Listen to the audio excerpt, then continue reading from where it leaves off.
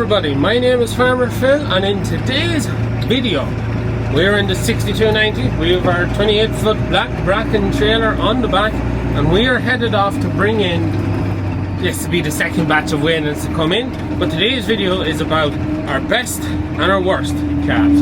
So our best batch we are going for now, we're going to bring them in, we're going to weigh them, we're going to clip their tails, and then we're going to divvy them up, divide them up in whatever way I want. I have 1, 2, 3, 4, 5 divisions to make with them, and we have to drop them up to the new shed and to the pens here. So yeah, but anyways, that is the crack. When we've them done, then we'll go and we'll look at our worst calves, which will be our sick calves, which are, well, they're beside us now, but we'll show you them later. So anyways, we're going to be on. Liv is going on ahead of me with the gator, and she's rounding up the calves to bring in, and once I get there she'll probably have them in. They're hourglass, as time to come in for the winter. We'll bring them home, we get them worked, and we'll come away for the winter. So we're here in Stewart Farm now. We have our lads in 2 batches. We put in 1 batch. They were in, well, they were all supposed to be the one, but they were in 2 separate paddocks. So anyways, today's video, as with all livestock videos, is sponsored by Herdwatch. Herdwatch for all your recording needs. We'll be able to see what these guys' daily weight gain has been since we let them out, since they came off milk, because every calf that was on the farm that came off milk got weighed. So we'll see what they've done for the summer. Also, it's mine and Liv's anniversary today. 2 years. Happily married? Just about. Just about.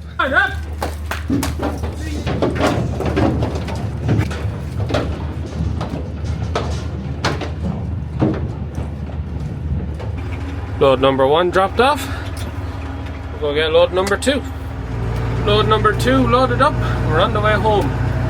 It won't be long getting dark though, which is slightly frustrating. And for those of you that will say, oh, you only ever do work in the dark, well, just to give you an overview of the entire day so far today, because today's job was to bring these home, get them sorted, get them in. So I was up, fed the cattle, tipped the town to get flowers for Liv, because you had to do, you know, anniversary things you need to do.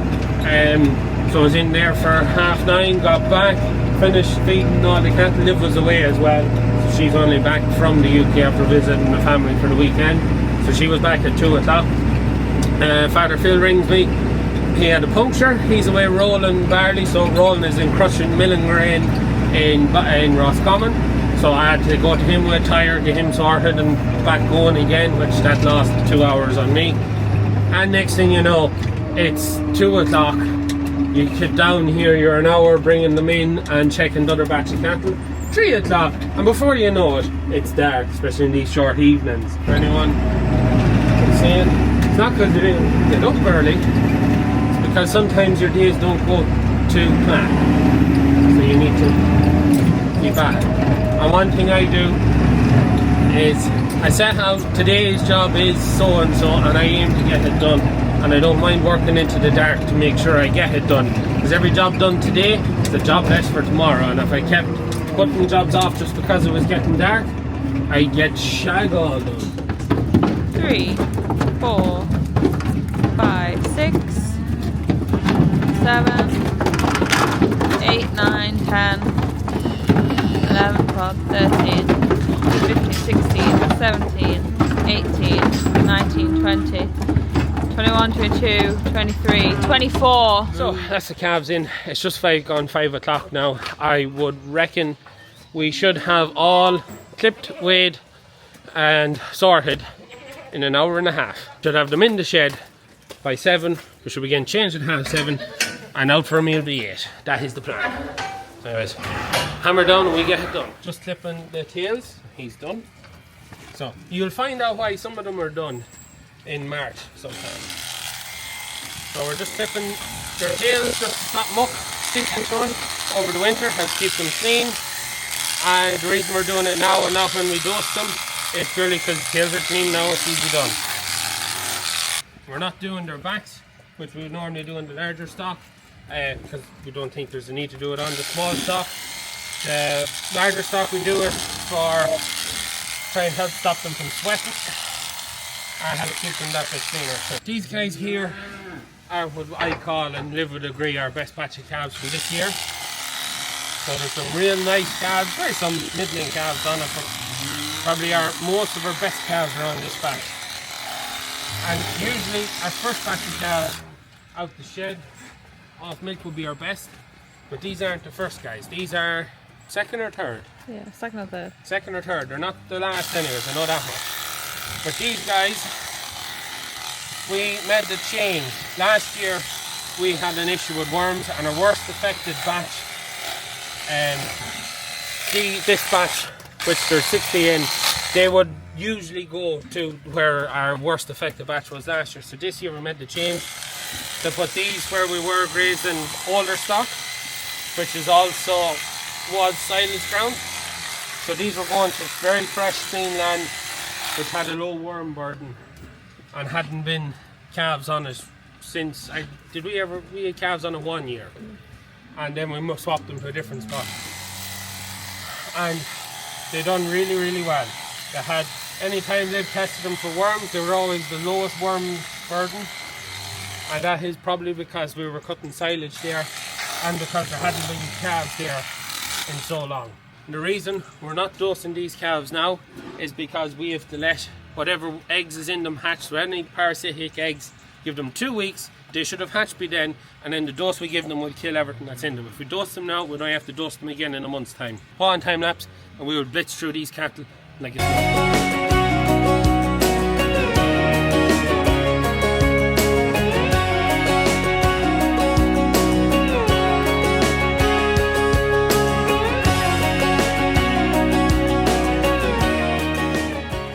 And that is everyone weighed and clipped in an hour. So that is basically a minute a calf to weigh and clip. Now I want to show you our ab-lib Jersey boy. He's not 100% Jersey, but he's not far off it. Here he is here. So he's 184 kilos. He's done 0.65 kilos a day on grass. He ain't looking too bad. And our heaviest is 235.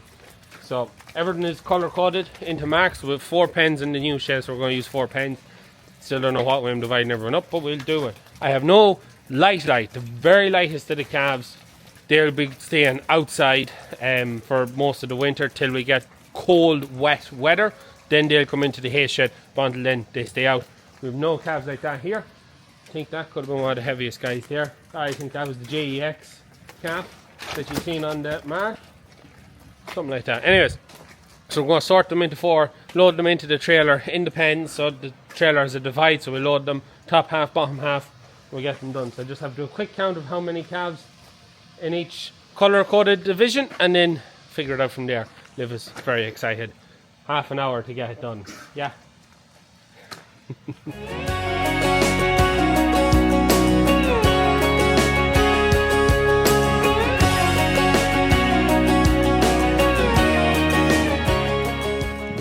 And that's the guys sorted into oranges and pinks. So both are divided into 2. So there's a 40 kilo split in each divide. So we have 4 divides. So we'll drop the oranges one side and the pinks the other side, and then tomorrow in daylight we'll divide them then. We get the tractor in, we get loaded up, and we'll pick it up in the morning in daylight when we can see a bit. And we're in the shed now with the lads. It's maybe a little bit warm. Not too bad. We'll move the trailer there and we'll put that there to stop the wind on the day of the storm from trying to take the roof off and bring the concrete back with us. But we have our big side, we have our small side. Last night when we brought them up to leave life easier, we brought up oranges and pinks. So now me and Liv are just going to get into the pen and put the smallest into the small pen, put the biggest into the big pen. The silage that we put out, unbeknownst to us, this is our multi-species sward silage. The smell is lovely. It smells like peas, doesn't it? It smells really, I'd eat that. It just smells so nice. Seems to be quite enjoying it. So we just have to push into them last night. But the stuff they're leaving behind this is what they're leaving behind, what they weren't eating.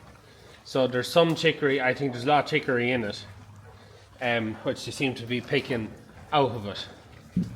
I think that's the main plant that's in that, is the chicory. Now it'll be interesting to see. Chicory has anthelmintic properties. Now it doesn't look like they're eating it, but if they were to eat it, I wonder after being ensiled does it still carry some of them properties? If anyone smart enough in the comments down below that can let me know, does the antimelantic properties of chicory and plantain after being fermented still there, or does it lose in fermentation? Anyways, I'll put the camera on time lapse, me and Liv do what we need to do. I'll be happy to. Somewhere between right and wrong, I saw the light in your eyes, but it's gone. We're kind of done up here for now. So we have to go at more cattle, so we'll bring in the next batch of, I think it's also 60-ish. We're going to split, we're going to bring our 30 up to here, divide them between the two, because there's currently 30 both sides, and we reckon 90 in the shed, because when you seen them first before we saw them, there was 30.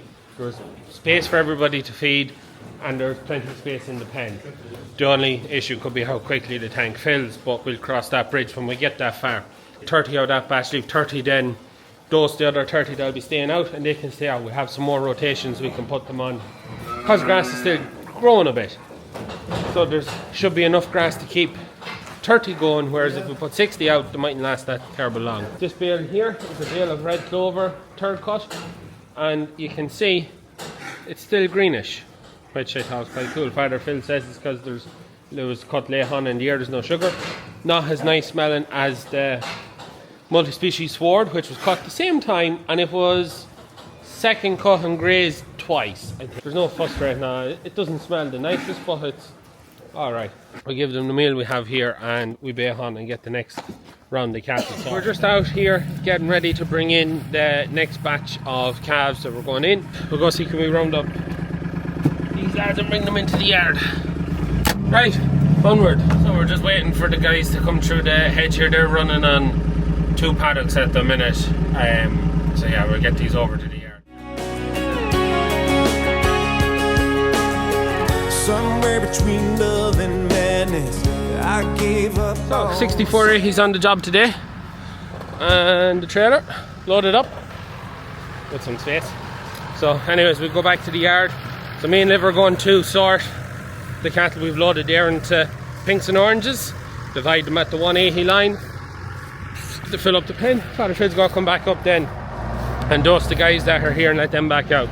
The reason they're getting dosed now is they're due another dose, so they need it rather than waiting 2-3 weeks, especially when it's mild. There would be a bit of a worm burden. Same job as yesterday. In, clip, weigh, spray, separate, and then drop them up to the shed once we get our mix right, because we have a certain amount of each pen is needed. If we don't have them, the right mixes, we'll go to the shed at the bottom. We'll take some out of there just to make sure we have the right numbers and the right sizes and the right pens. So that's the plan, that's the game plan. So we'll hit time lapse. You can count on me, 'cause I will be always. So that is the guys above sorted. So now we're going to go for the ones off the lawn, what we would call our sick ones, the worst ones in on the farm. They're coming in next. We'll show you them, the best and the worst. So them, pretty happy. We are 1 calf off the split we needed. So yeah, we actually, for eyeballing it, separating them out in the yard below, I must say, worked quite well. Looks like they're not far off coming in anyways. Now there was a wire up at the back, but they must have knocked it. So yeah, these are the guys we're bringing in here now. So we'll roll one of these bales out of the way and they should just walk in. Here we have our batch of sick calves off the lawn. As we say, the lawn behind the shed is actually in front of the house. We walk by them. Every time you go in and out the avenue, you go by the sick calves, because we want to keep a close eye on them. So we have a mixture of calves here that were either pneumonia, sore feet, or scour. So we have a mix. We have some good calves on it. Like the big guy at the front there just had a sore foot. If they're ill, they just come home. We look after them, and then we usually put them back out, but we didn't get around to putting these big guys out here. And this guy at the back had scour. He was one of the last ones to come back. So one thing I will say, if you ever have any issues with scour, it doesn't matter what kind of a scour it is, load them up with precision microbes. Is it sponsored? No. Savage stuff. I just mean load them up, and you just keep at them till they're right with it, and you get them. Since we've started using it, every time you get them. They're the worst of what we have, and these are the only sick ones that we have. We've had one of our best runs, Liv, ever. Touch wood. Now we did have 2 issues this year that kind of filled up the few that's there. One was we got caught again this year with worms, but thankfully it didn't get bad, but our dose didn't work this year. Liv was dung sampling more often on the vet's recommendations after what happened last year, and it turns out doramectin no longer works here because the batch of calves that were on the bottoms here, we doramectin them, tested them 2 weeks later, still a high worm burden was taken that the dose isn't working. So we are now, as a vet, is banned from using all mectins, so plasmectin, ivermectin, tormectin, all the mectins is a no-go here anymore. We have to go with our drenches, or antimelenticide was the prescription stuff that the vet gave us after that. The other hiccup, and the batch of calves that were after weighing, they were part of that hiccup, was during the week of the ploughing they were on a reseeded pasture, and they'd been on it for a while before that, maybe a week before that, and it was going lovely. They were flying it, everyone was happy. But the week of the ploughing, with that really warm, high rate of grass growth in that what was lush reseed, the cattle started to scour out, and we probably lost 2 weeks feeding on them, and we had to bring some. That guy at the back there, he came from that batch. There were some of them were worse affected than others, so we took them out of there. We brought them to where we took them out of there now, and they turned around within 2 weeks, but we lost that bit of feeding. So that was the other hiccup. 2 things, and you can see it on the weight gains there. They're about 0.05 to 0.1 behind the first batch we weighed on daily weight gain. So it's a bit annoying, can't win them all, and everything you can think of, there's just things like that just get left behind. At the very end we'll explain what things we've done differently, and you can tell us what you think of them. Usually people say they look like shit, but I think they look better than any other year. You can let me know what you think. Anyways, we'll finish these guys up, and then they'll be sorted and go out to their away batches. The smallest of these guys, they're going to stay out, but these are going from the lawn to another spot where there's more grass available for them and there's a shelter for them. So the smallest of these guys they stay out for the winter, and they'll be in their own wee batch where they get fed and looked after. The bigger guys, they'll be taken out and going to gen pop with the guys that were after. That is the bucks weighed. So of the 10 that were in the sick pen, 5 of them are going back to gen pop, and 5 then are staying out. So just basic grading them by weight. If they make the weights, they go back to gen pop. If they're not, they stay behind, and then they just stay out for the winter, unless it gets bitter cold and wet and cold. Them cattle have to come in. We usually put them into the hay shed in amongst the straw, but until then, keep them out. All in all, Liv, what do you think? Happy enough? Yeah, not bad. Though I'd like to see more weight.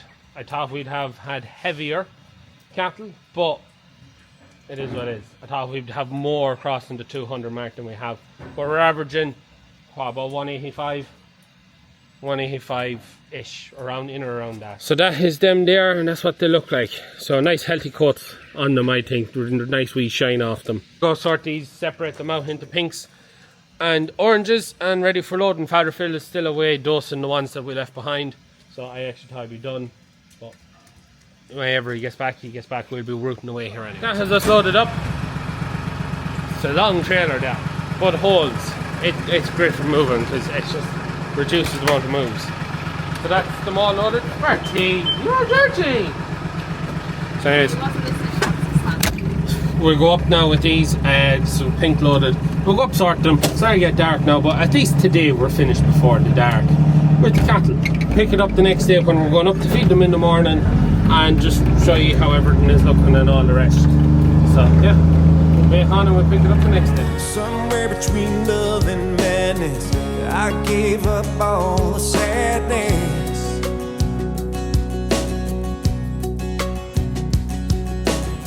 Somewhere between right and wrong, I saw the light in your eyes, but it's gone. Yeah. And when the sun won't shine. And that is us finished. So we've put in extra truss into the pens because we have more cattle than there is feed space because we want to feed barley. So the cattle in here will be on 1.5 kilos of barley a day. So at the minute we'll be bringing up in the gator, but when we get organised, we get tipsy bin, we'll fill it, and that might do a week's feeding, and we'll just have to bucket out of it into them. We put in 6 bales today because we're still trying to figure out what's the best way of feeding, how many bales, how many days, all that. So they're 3 days in now. The drinkers are staying lovely and clean. There's no muck in them for 3 days in, so we keep an eye on it.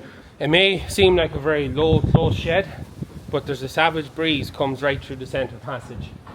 Centre passage is small though. It's the diet feeder may not work. What do you think? You're going to be the one who's going to have to diet feed, so what do you think? Diet feeder or not? You'll get one side of it, but I think you'll be driving over it To get the other side. to get the other side. It's going to be very tight, but we won't know till we try. Definitely have to put in a second timber. Definitely. Yeah, because that's a bit of with bales, it doesn't matter. They're going to pull in silage. No matter what you have, you'll get silage pulled in. But the diet feeder will definitely need a second rail because you won't get a nice pile of stuff in front of them without the half of it falling into the pen. So we've all in bar 2 batches. They'll stay out till we get back from holidays. As it's mild, grass is growing, and 1 batch is eating what should have been the early rotation for next year. So the grass is being kept for calves coming out in February, and the other is eating off silage ground. They still have a lot of silage left. It's their final rotation, but there's lots of grass there, so they'll be out for a while yet. But other than that, everybody else is in and sorted. Weights, they're all I'd say the average is above 180, maybe 185. Optimistic, you'd be saying 190. The things that we've done differently this year, and we definitely have a big reduction in pneumonia and mortality rate and sickness rate in general, and there's a couple of things we've done differently. In the shed, they were on one feeder was on milkshake gut additive stuff, and the other feeder was on precision microbes, which is also for the gut. One of the big things, and I think really helped pneumonia this year, was we went with a different vaccine called Hiprasomni. I can't pronounce it anyways.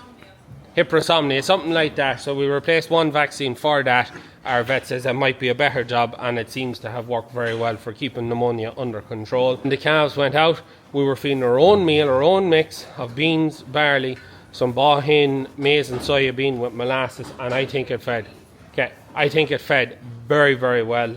Very, very happy with how it was feeding, how they were eating it. And what other things we done when they were on their 2nd dose or 3rd dose of the summer, it was the 2nd dose, we gave every calf a shot of copper. So the copper bottle is only €13 for like 200 ml or whatever it was. So it's very cheap, 2 ml a calf, and I think it has the calves' coats looking lovely.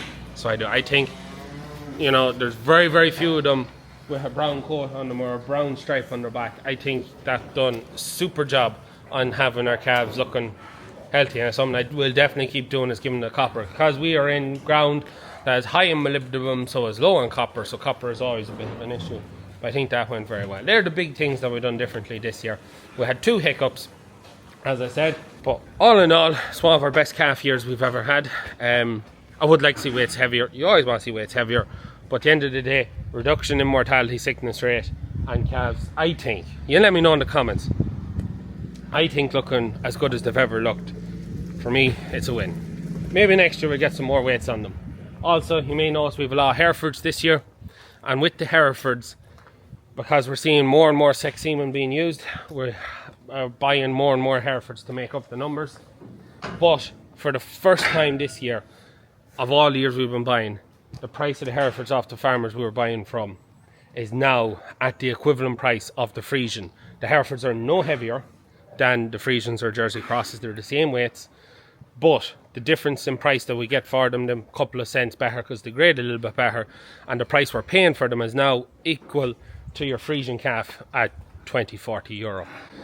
So we'll probably see more and more Herefords coming into the herd from next year onwards, as the price is right now. It makes sense to buy more of them. If you have any comments, anything like that, as always, hit me down in the comments down below. Be interesting to see what people think of them this year. I know every year people kind of go off on one at us about how this is wrong and that is wrong and all the others, all the rest, but hey, we're honest about what we do. We don't try and doctor them up. We don't keep the sick ones hidden behind the back of the shed. We show everything, because that's how you get an honest representation of what you're doing. So anyone who is thinking about doing this knows what they're getting into, because it's not a simple game. So it's not. Anyways, look up. We're going to leave it at that for today's video, Liv. Happy out. We'll be on and get another job done before we head off on our holidays. So I hope you enjoyed today's video. As always, please like and subscribe to the channel. Videos every Tuesday, Thursday, And Sunday. That's it from us. Good luck. What'd you say, Nelly? What's this? She's petrified. She's shy.